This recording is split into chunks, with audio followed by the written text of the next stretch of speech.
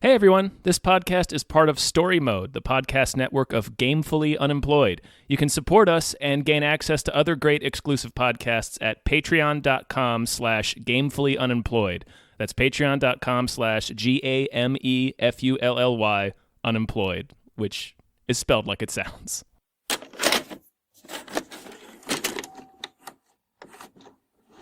Hello, everyone. Hello! My name is David Bell. My name is Tom Reimann. And we just watched, Loaded Weapon? National Lampoon's Loaded Weapon 1. Oh, my God.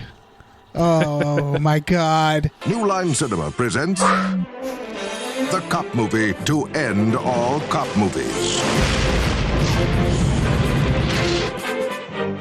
Give me a name. Weren't your parents supposed to do that? Hey, Sarge, it's tingling. That means it's working. So it's not Thursday, but this is kind of a Thursday podcast. Normally we, Monday we see whatever's in theaters. That's clearly not gonna happen. Yeah. So we were just seeing new movies, but then we decided we owed someone a couple back episodes. Mm-hmm. So this is brought to you by Joshua Graves. Back from the graves. Back from the graves, who gave us a long list of movies that we could choose to do episodes about. And of that big list, we honed right in on Loaded Weapon 1. Yeah, we did. Yeah. A movie I had never seen before.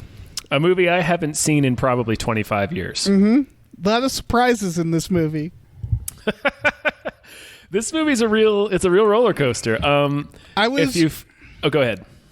Having never seen it, I think I said it to you. I assumed this movie was going to be really problematic. Not nearly as problematic as I thought it would be. No, really, outside of the convenience store stereotype clerks in the beginning, there really isn't too much that's problematic with this film. Yeah, when that happened, I was like, oh, here we go. Yeah. But then there was nothing for the rest of the film. And I'll say, if to the film's credit, for a comedy made in 1993, the convenience store stereotypes weren't that racist. No, it was a joke about how it's two, I believe, Sikh gentlemen running a convenience store, and they have a translator. Yeah. That's the joke. And that's as far as the joke goes. And it was like, yeah, that wasn't that racist. No, not really. It wasn't like at their it wasn't their expense, but they weren't like playing it like clowns. Right, they weren't the dummies in that. Like the point of that scene is people in brown face. At least they were actual. So. Yeah, they were actual people of color, and the gag, like Emilio Estevez, is the dummy in that scene. Yeah, I mean, because he winds up blowing up their store. Yeah, the joke is, you can't understand people who run convenience stores. It's a very tired joke. That's a but it's that it was surprising that was the most problematic thing that I can remember, at least right now. Yeah. In the movie. How did you like this movie, Tom? I really enjoy this movie. I'm glad I still thought it was funny. Yeah. As a first go on. Oh, okay. Mm-hmm. I'm a big fan of the David Zucker work, of Airplane, of the Naked Guns. Mm-hmm. I'm also a fan of the Hot Shots, which is not Zucker. I forget who does those. Zucker didn't do this one either. No, he didn't. I was just listing my credentials here as a connoisseur of this type of comedy, which is the slapstick 90s comedy that went very much downhill in the 2000s. It's a spoof. It's specifically a spoof. Yeah. And it's just extremely silly. Like Naked Gun and like the Zucker stuff. The jokes are very similar. It's all all cartoon gags. So coming from that perspective, I really liked the writing of this movie and the performances. I thought a lot of the jokes were executed poorly, not by the actors, but in the editing and camera work. Mm-hmm. That's my hot take on Loaded Weapon, which is to say I enjoyed this movie. Yeah. I was just a little... it was interesting to notice that. I think I'm not entirely sure I can immediately think of an example of what you're talking about. Like, what's one scene that comes to mind that you felt wasn't where the joke wasn't executed properly? A lot of them are. Hold on, I'm going in my notes. A lot of them are. It's the pacing for a lot of it and the camera shots, which is hard to describe on a podcast. But for example, at the beginning, he's going through a magazine and there's ads in the magazine, and that's a funny gag. Yeah.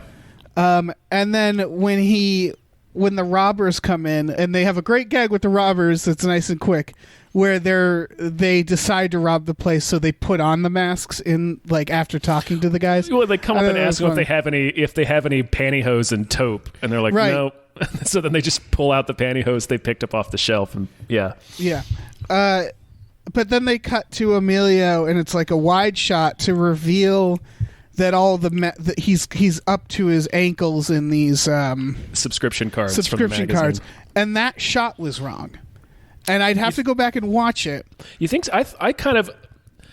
And there's little things like that. A lot of the pacing, specifically Samuel L. Jackson performed a lot of rapid-fire straight man things. He would perform kind of slower, or it was cut together slower. The for example, his exchanges with the cop who's... God, I wish I could remember. It's the guy with the dandruff problem. Oh, where he's like, what's the problem? And he's like, this itchy scalp. And they really make a meal out of that exchange. And that really needed to be rapid fire as you're walking in. That would be how Zucker would have handled it. Is everything would have been a little more rapid fire and a little more straight manny.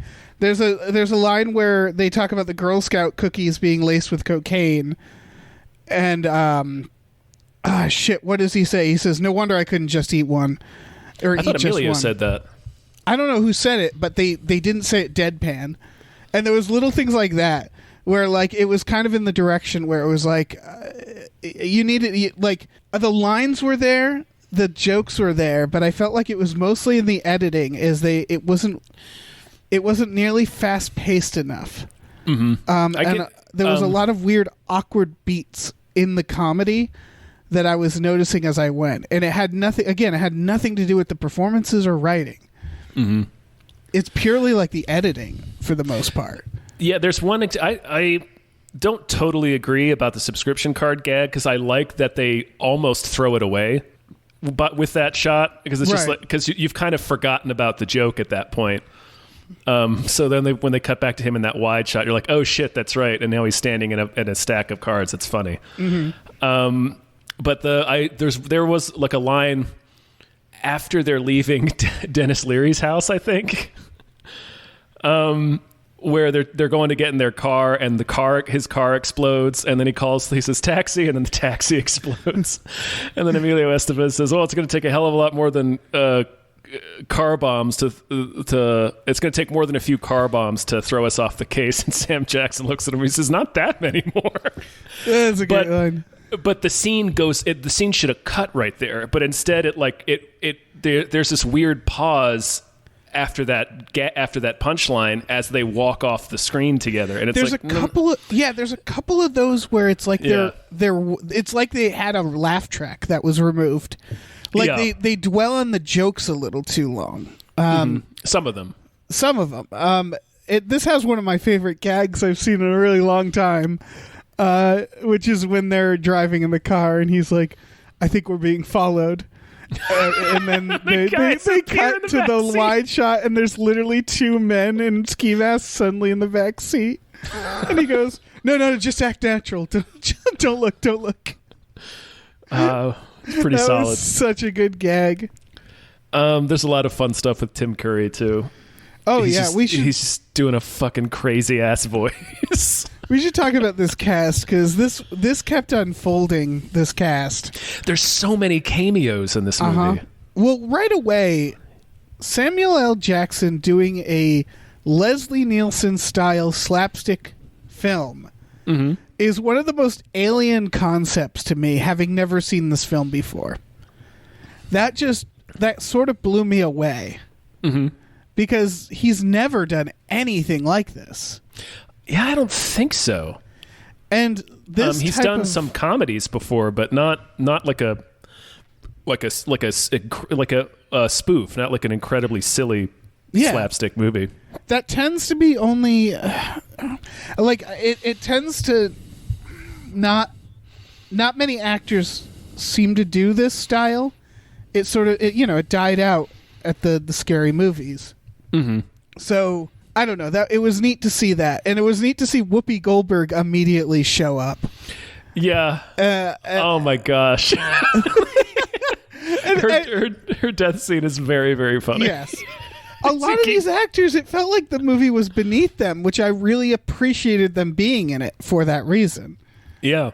When they, oh my God, when he goes there later to when Sam Jackson's on the crime scene and they're like, yeah, it looks like she committed suicide, and he rolls over her body and she has this like wide-eyed look of shock and surprise on her face. Oh, she's killing it. It's like extremely exaggerated. Tim Curry shoots Whoopi Goldberg at the beginning of this movie. And I like the bit about him asking her a question and she answers it, and then he shoots her, and then he has to clarify the question. Like 2 or 3 times. Yeah, and then she that was fun. And he keeps shooting her after each answer. Yeah. And then he tips the blind guy that randomly appears there. Yeah. Remember, you saw nothing. F. Murray Abraham's in this. Nope, it's Hannibal Lecter. The woman from The Conjuring, I don't even know if they knew that was a cameo when they made this. No, yeah, Lynn Shay is just randomly in it as a witness in the police station. There's a few cameos that aren't. Did you notice that Patty's Bar is in this?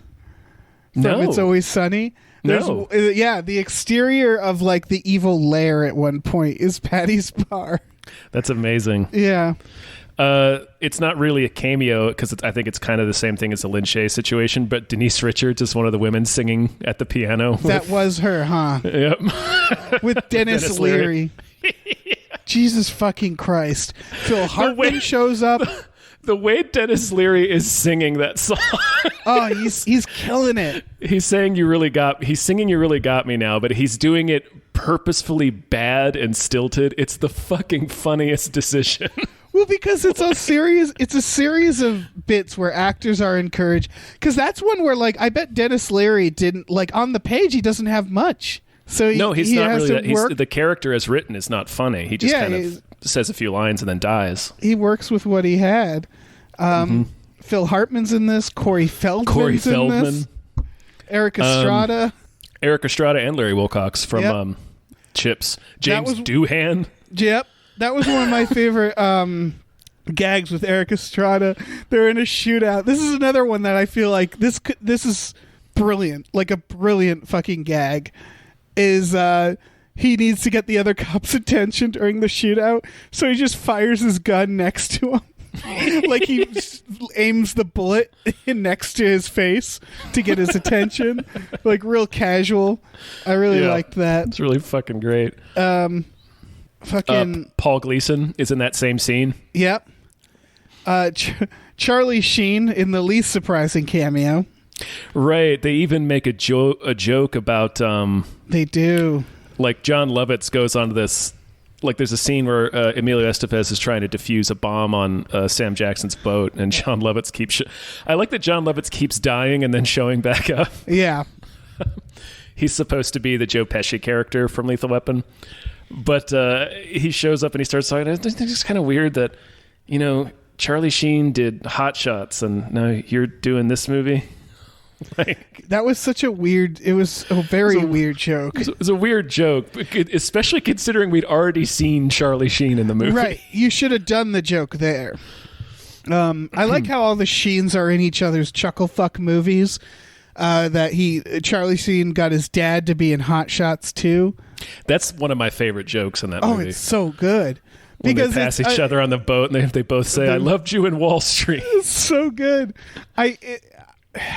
He's so much better than the film, and that's why it's fun to see. Like I love this genre when they manage to get an actor who has no business being in it. Fucking J.T. Walsh as the desk clerk at the hotel. Oh yeah, That I loved that. Oh my! He asked like, "Oh, you got a picture of her?" And he pulls out this huge, oversized shirt. The shirt. That was a brilliant fucking. I don't know why they did that, and I loved it. Such a great joke. He takes out his shirt, and it has Whoopi Goldberg's picture on it. Yeah, it's like one of those shirts you get made at the mall. Yeah, that's not even a gag that makes sense. It was like it was perfect. It was a perfect gag for me. Well, in the escalation, because he like JT Walsh, and then he drags her body. He's like, "Oh, maybe this will refresh your memory," and he drags her body in on a gurney. Yeah. See, honestly, I could have ended it before that because the shirt did it for me. The shirt was such it was a so fucking good gag. Weird. I love a good weird gag where it's like I don't know why they did that. I don't know what the. Yeah. A good pun here and there that's great, but when they do something like that, that's just truly fucking weird. Oh, it delights me. Yeah. Rick Ducommun is one of the guys in the interrogation scene. Who's that? He's Tom Hanks's neighbor from the Burbs. Yeah. Okay. Yeah, that guy. There's so many. Yeah. Yeah. Fucking Charles Napier, who's the guard that Hannibal beats to death and skins. Right. Or no, he guts him. He's the one that he hangs from the cage and guts him. He's one of the guys in the interrogation scene. Oh, okay. Oh, wow. Richard Mole from Bull from Night Court. He's the guy that the guy at the prison that lets them in, and he's like, "Wait, I meant right side." Oh yeah. And then he's just fucking. It cuts to Sam Jackson getting strangled by a guy, and Emilio Estevez is beating the guy with his gun. Yeah. God, Samuel Jackson and Emilio Estevez. Oh, I love the gag where they're just walking down the hall and there's a guy running and he goes, "Hey, not so fast," and stops him, and then the guy starts walking and he goes, "That's better." That's better. Fucking Sam Jackson. Movie. Oh, there's one more thing I wanted to point out about Charlie. Did you happen to notice Charlie Sheen's name tag? No.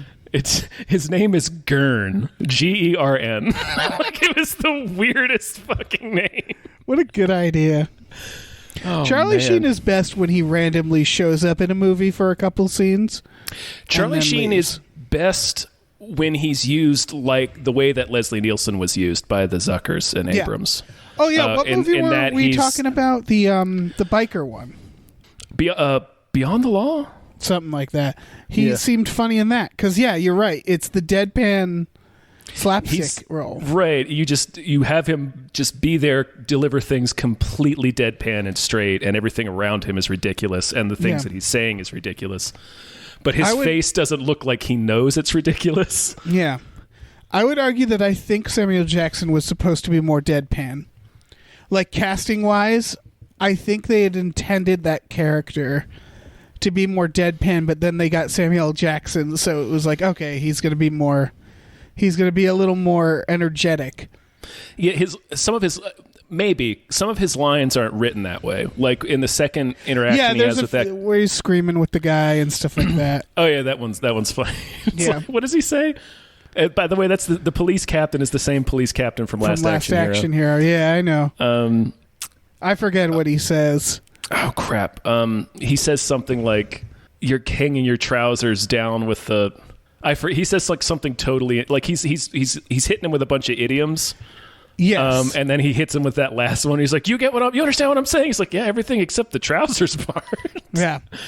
But yeah, like he has in the second interaction he has with Irv where he's like, what's up, Irv? I don't know, this burning sensation in my foot, and then his foot catches on fire. And he goes like, Sam Jackson, like, he doesn't react. Like, his line is not a deadpan line. Like, he says something like, of course, your foot's on fire. Like, no, I could see Leslie Nielsen deadpanning that. I could see a deadpan reaction. There's to a that. deadpan version of that, but not as it's written. That specific bit I thought would have worked better if they were going back and forth and it was a lot more quick cut. Because it's just like, I have a problem, I'm going to solve it. And it's just saying, like, they really dwell on some of that stuff. Right, and it should have, you're right, if it had moved faster and it escalated within that one interaction, like it's like, hey, Irv, what's the problem? I don't know, my head itches. Have you tried this dandruff shampoo? Oh, no, that's working. And it keeps escalating to like... And then you do, oh, your foot's on fire. Oh, thanks. Right, yeah, like that's the... It's like, well, you see, your foot is on fire. Yeah, I think there was a few stuff like that I mean, the movie's only, 83 minutes long? It's very short. It would have brought it down to like 70 minutes if they had done that. Another, I guess you could say, criticism of this movie. Something that I think got lost in this movie, and I think got lost in the scary movies, that was in the Naked Gun movies and in Airplane, is that they actually try to kind of still frame it like an action movie. Like it's a weird criticism, but the ending wasn't very exciting. Like, I'm not quite sure how to put this. It didn't escalate enough, I guess. It didn't come to a wild, like the plot of intrigue wasn't really fleshed out. Like what was actually happening. Does that make sense? Yeah, it is very abrupt. Yeah, well, like I wasn't sure. I was like, okay, they're putting drugs in cookies. Yeah. Why? To ship them. Yeah, I guess. As opposed to like, I don't know. If you think about the second Naked Gun, where it's like a plot to like assume this man's identity so he can push coal and fossil fuels at this speech that he has to go to the gala, and like that's a way more fleshed out plot. Or like the first one where it's the brainwashing Reggie Jackson to assassinate the Queen. Like that's the Queen. These are some really fun fucking plots that you get to watch. Like this felt more like they walk into a room, they do a series of gags, they leave the room, and it didn't like the plot didn't really go anywhere.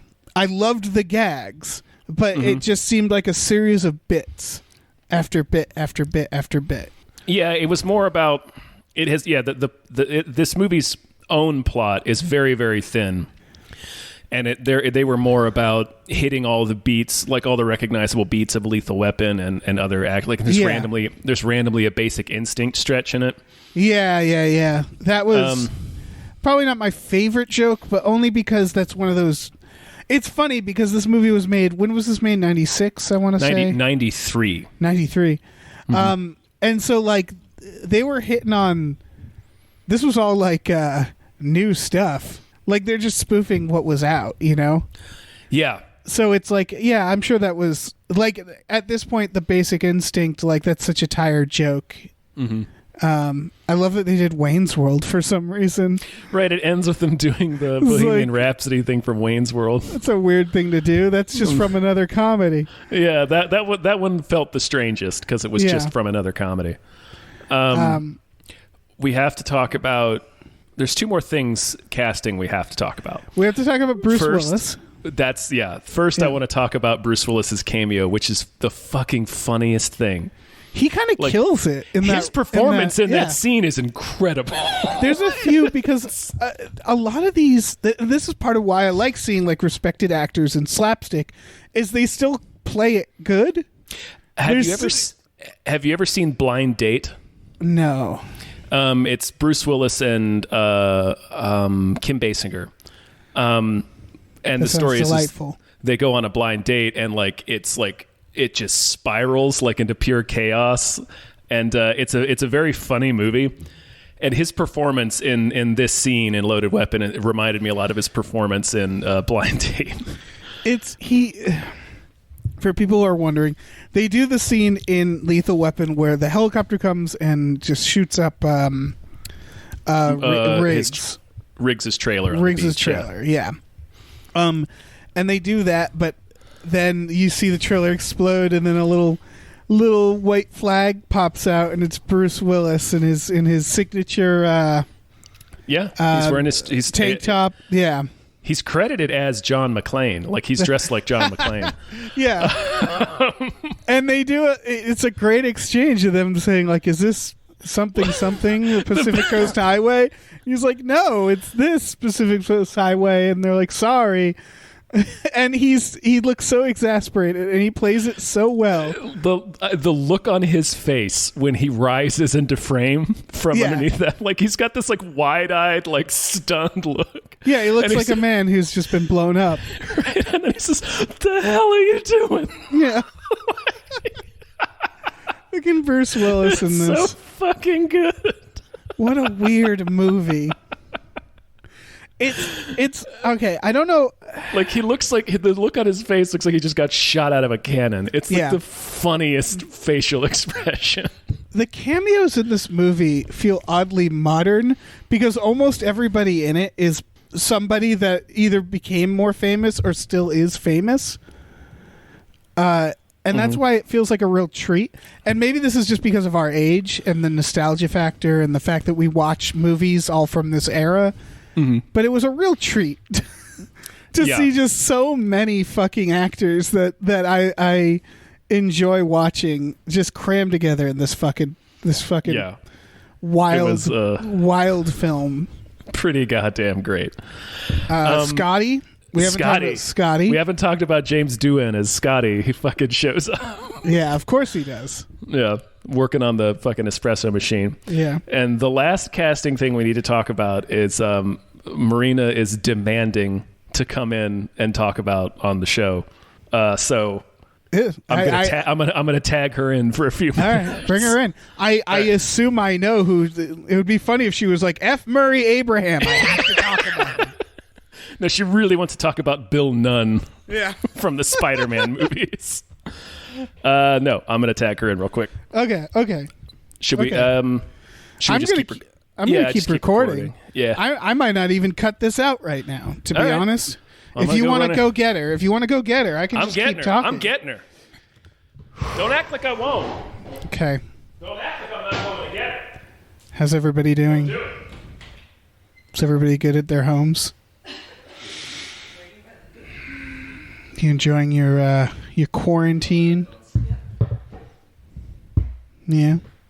Lighting some candles, listening to a podcast. Yeah, Hello, that's what you're Dave. doing. Ah! Hi, Marina. I was waiting by the door. I'm so excited. How are you? How was your day? My day was amazing. Tom and I have been celebrating our 6th anniversary all weekend, and it's just congratulations. Been the best. Thank you. This is pretty much his anniversary gift for me, I think. Is watching Loaded Weapon? Yes, and then devoting a whole whatever block to letting me talk about himself. Oh, really? This is his gift to you? No, not officially. I'm just guessing. You're welcome here anytime.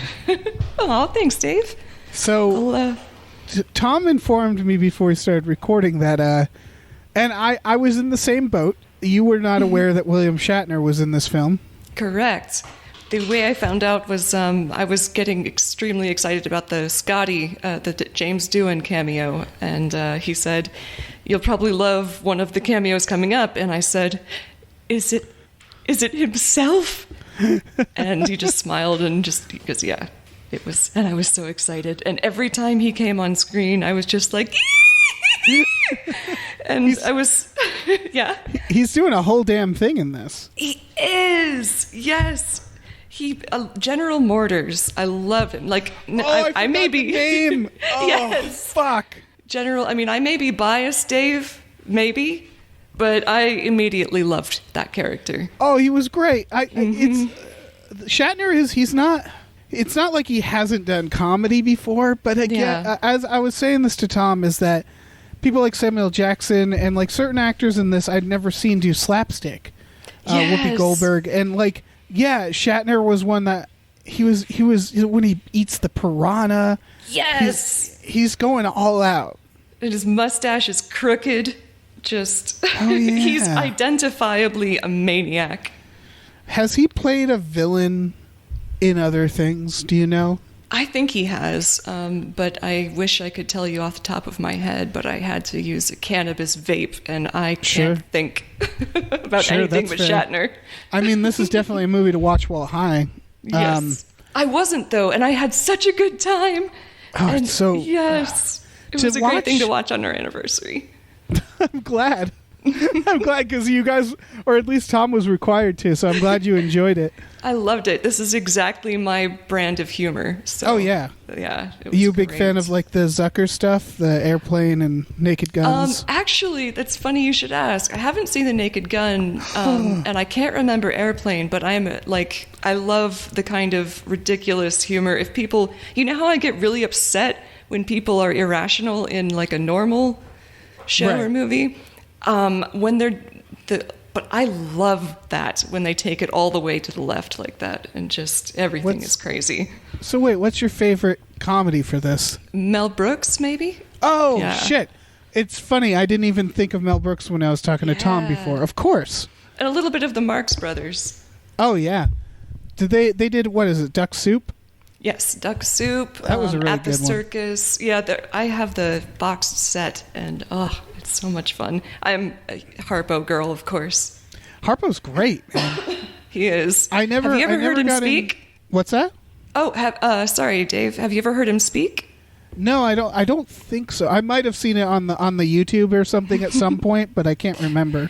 It's possibly because his voice is this deep, sonorous voice, and so it just wouldn't really work next to Groucho's. I always thought maybe he was jealous.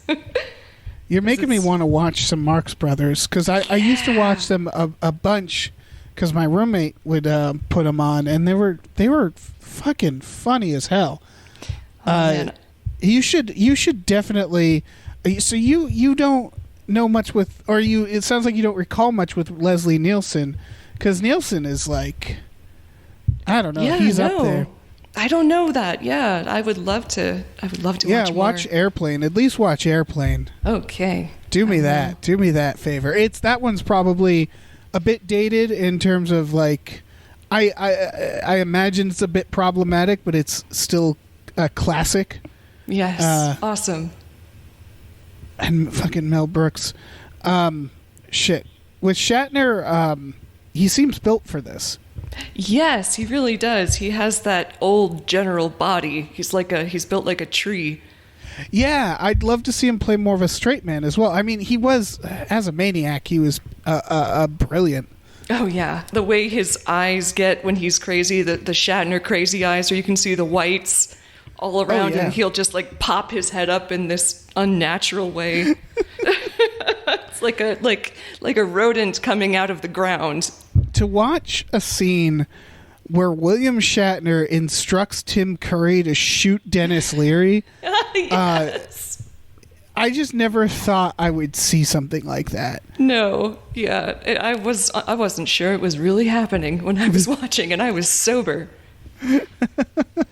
Yeah, it's yeah. How did you like the overall movie? I loved it, Dave. I loved it. I want to own it. I need to own it. Well, you can own it. I'm sure that's possible. You mean on you think there's a Blu-ray for this one? Oh, I hope so, and I hope it has lots of special features.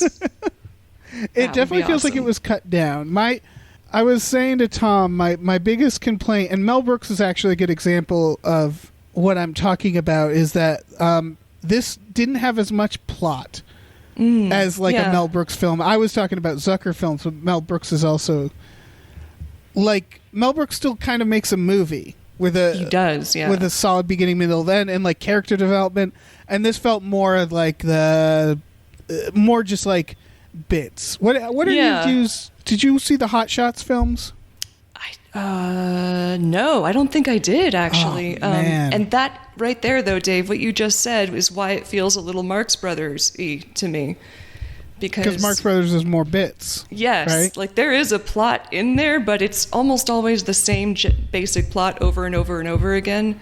And, there's a rich woman who is also a widow or she's divorced and she has a problem and she hires Groucho, and he's either a detective, a private eye, or a manager, and and of course Harpo and Chico always mess it up for him.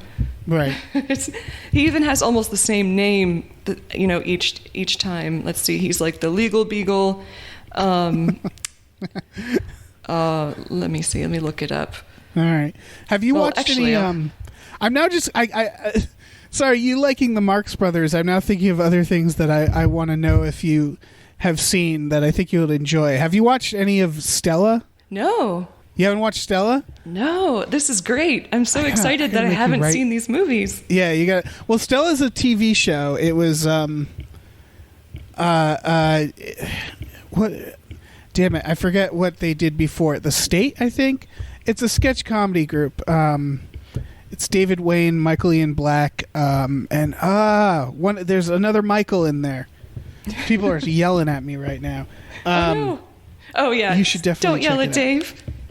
What? I will. I absolutely will. Nothing. Don't worry. It's between me and the listeners. Oh no. I'm looking at Michael Showalter. He's like the best Michael of those group. The best Michael of them all. Yeah. Oh man, man. We should do for a Friday or something. Just watching slapstick bullshit. I would love that, Dave. Yeah, that would be great. And I need to watch all of these other things too now, and I gotta report the results to you. I'd like you to get back to me. Yeah, and I will. And I want to see which ones you like and which ones you don't. Absolutely. Oh man, I'm so excited for this. Thank you for letting me talk about Shatner, Dave. Of course. Well, yeah. Any more? Sorry, I feel like. Oh sure. Do you have any final thoughts on Shatner? I don't want to leave anything out here. Yes, I think Tom and I were discussing just different Shatner-y things, and one of the things that he does is he's got such an unnatural run. And when we watch Star Trek, the original series, you can see it. It's very, very, very intense. It's the Shatner prance, but he's like so light on his feet. His internal weight is weird. Wait, yes. I know what you're saying. He's like a video game character that isn't.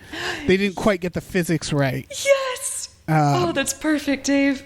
Oh man, yeah. All of his he's clenching his stomach so hard that his body's just like one solid piece almost, but his legs just carry him effortlessly across the ground. It's like a deer, like a beautiful deer. Yes, he is like a beautiful deer. Yeah, he's got heft, but he's graceful. Yes. Oh, that's perfect. And now you guys have that image forever. Oh, of course. But him on all fours. You actually don't need to just imagine that. Just watch the Conscience of the King. What is this? No, wait, now? not that one. That's the wrong episode. I'm sorry, guys. Plato's Stepchildren. Watch Plato's Stepchildren. It's an episode of Star Trek, the original series, and you will see Shatner pretending to be a horse with a little person on his back. And so he's like rearing up he's making the weirdest sound that's supposed to be a horse, by the way. What's the name? I'm Googling it right now. Plato's Stepchildren. Plato's Step. Why did this happen? Is this one of those that probably shouldn't have happened? Yes, definitely. Okay. It's not. I mean, it wouldn't fly today. That's for sure. Well, I oh my God, I'm seeing a picture of it. Responsible. Just Meyer, Delinsky, and David Alexander are responsible for that. You said you're seeing an image of it? Yeah, I sure am. Oh man, you need a GIF. He's flailing around. He is. You need the audio too, though, Dave. Really Shatnering it up. I think there's a certain attitude that Shatner has that I think a lot of Star Trek actors have, and any actor who's been on a series like this, like the old school series, where there's a level of you have to know it's funny. Yeah. Like, I think of the cast of the X-Files as well. Like, this isn't 90s, but like old television where they made 30 goddamn episodes a year, and they had to they had to just they didn't have much of a budget, and they just had to make it work. And I think this is part of what makes Shatner appealing, is that this is something he can never take back, is him running around like a horse. Yeah. He's got his mouth open when he does the horse noise, like, I'm going to do it. And his tongue is all flat, so it's like, he goes like, ah! Just, I'm watching a video. That? Oh, he slaps his butt. Yes. The guy riding him slaps him on the rear end, and oh my goodness. Quite a bit. This is somebody's fetish. Yeah. Wow. Oh, somebody is masturbating furiously to that right now. Yeah. And furiously, I think like angrily. Mm-hmm. Yeah. Yeah, there is absolute. You've got to. Yes. It's a rage masturbation. Yeah, he's like covered in sweat. Face is bright red. He's just so pissed. Yeah, just so angry at the world. Yes. All right. I guess you should. I guess you should give me back Tom. Oh, if you insist. Yes. Thank you so much for joining us. Absolutely. Thank you so much for having me. And yeah. Anytime. Thank you guys for listening to me talk about one of my favorite things in the world. Do you want to plug something real quick? Do you have anything you want to plug? I do. Yeah. Yes. You can find me at Heart Fist Brain. I have a Patreon by that name, and also that's my Twitter handle. And that's just like a really positive community. And I do cosplay, and I'm going to be doing streams again. We are currently watching Woo Assassins together on Discord. So that's with Iko Uwais, by the way, Dave. You really need to see it. It's okay. It's that, if you remember that GIF where he was just screaming at the top of his lungs while chopping vegetables. No. That is Woo Assassins. I've never heard of this. I'll have to check it out. Oh, yeah, it's great. It's got amazing stunts. It's very crazy because there's freaking magic involved. Sure. And it's a very sudden left turn. So definitely check out Woo Assassins. Okay. And do so with us because it's much more fun that way. Okay. Also, I will be rolling out a new Patreon that is called 50 Shades of Yay. It is like sexy cosplay and some minor like erotic modeling. But it's cool. I want to keep Heart Fist Brain priced as low as possible because it's kind of a support community for a lot of people, and especially now in the quarantine. And I'm doing a I know what you mean. podcast that's Heavy Light with Eric Barnes that you can find there. It's something we talk about something heavy, and then we talk about something light, as that may be. Anyway, so I'm doing 50 Shades of Yay. Do you mean like you talk about like construction equipment, and then you talk about like feathers? Yes. Okay. Yes, that's exactly it, Dave. I like the 50 Shades of Yay. That's a good title. Thank you. I'm not usually good at titles, but that one was fun. And I'm doing that specifically because basically, well, for one thing, I need money, but for the other, I don't want to get that from Heart Fist Brain, if at all possible. So This is if you have disposable income and you like sexy pics, I'm your girl. So check me out there. And yeah. What, Dave? Oh, no, nothing. No, I was going to say, there's bound to be some people with disposable income who like sexy pics. They got to be out there, right? If you're out there, come to me. Well, all right. Thank you. Thank you, Dave. I really appreciate it. Enjoy the rest of your anniversary. I will not take up too much more of your husband's time, I swear. I appreciate that very, very much. All right. Bye, Dave. I'll go get Tom. Okay. She gone? You gone, Marina? She's gone. It's just me and you guys. How you guys doing? Did you like that? Did you like that little Shatner thing? The little stopover in Shatner Town. You probably wondered why we weren't talking. Is this Tom? It is. We're doing a flyover of Shatnerburg. What's up? What's up, man? What's going on? Nothing. I was just having a chat with Marina. Just having a chit chat. You know, she hasn't seen Airplane. Well, I did not know that. We'll have to correct that. You have to get you got to get on that. Nor has she seen The Naked Guns. So I did know that came up today while we were watching this movie. Oh, okay. So yeah, I'm gonna run a clinic this week. Okay, good. Yeah, I was gonna get. I was a little concerned, but right now you were gonna call the authorities. Right. Yeah. It's the fun police. I was gonna call the fun police. Mm-hmm. Do the fun police like, are they against fun or are they pro fun? Man, it's unclear. It depends on the context, I imagine. They just police fun in general, do you think? Where they're like, if you're having too much fun, they'll step in. And if you're not having enough fun, they want to make sure you're not hurting yourself, that's for sure. It's about just the right amount of fun. Yes. Okay. I feel like I could have probably ended this with Marina. I don't have any more like special thoughts. Yeah. we pretty much finished it off. We've covered it, yeah. So shit. Yeah. So that's a fucking so. Yeah, I guess I want to thank Joshua Graves, especially because I just never would have watched this movie. I'd always like this movie has been in the shelf on my brain next to Wrongfully Accused, which is a film that I'm like, better not. That better movie, not. I've seen Wrongfully Accused, and it is bad. Yeah, and it was just right there on the shelf with that, and like all the superhero movie or whatever, all those like those guys can go straight to hell. The guys that do like Super Fast and sure, they're just, it's all terrible. So I'm glad this one got knocked off the shelf and I got to see how special it was. It's pretty great. Yeah, it's certainly not the best of this genre, but it's got some extremely funny jokes. There are some excellent gags in this movie. I sure. I do think we should have specified. Well, I guess people know because of what we're naming is that if you do not like this style of comedy, you will not like this movie. And this is one of those. Slapstick is one of those styles which I can't blame people for not liking because it's like cilantro, where it's like it's a strong taste, and if you don't like it, you just don't like it. You know. Mm-hmm. So I don't know. In terms of recommendations, I would say if you like this style and you haven't seen this movie, you got to see this movie. There's really no reason to have not. Yeah, for sure. All right. I guess I should plug our Patreon, right? I think so. Yeah, that's probably something you should do. Okay.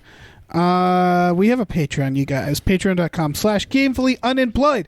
We have exclusive podcasts there, like Tom and Jeff Watch Batman and Fox Mulder is a Maniac. Woo! You could check that out. You could check that out. We also have a store at tpublic.com/stores/gamefullyunemployed where you can get t-shirts and stuff. You can get masks. They're doing a thing where they, if you buy a mask, TeePublic will donate a mask. Yep. So that's cool. That's a good thing. Yeah, they're holding the masks hostage. Mm-hmm. You have to give them money. Look, masks aren't free, Dave. There aren't any mask trees. That's true. Not yet. Not yet. After this whole ordeal, we should probably get some mask trees. Just saying. We should plant some. I'm going to plant some masks outside and just see what happens. Yeah. Just start burying plastic. See what the fuck happens. See what comes out. Yeah. All right. That's it. That's it. Done. That's it. Done. Everybody go home. We're done. Everybody stop. Okay. Stop what you're doing and leave. Did they leave? I think so. I think everybody's gone.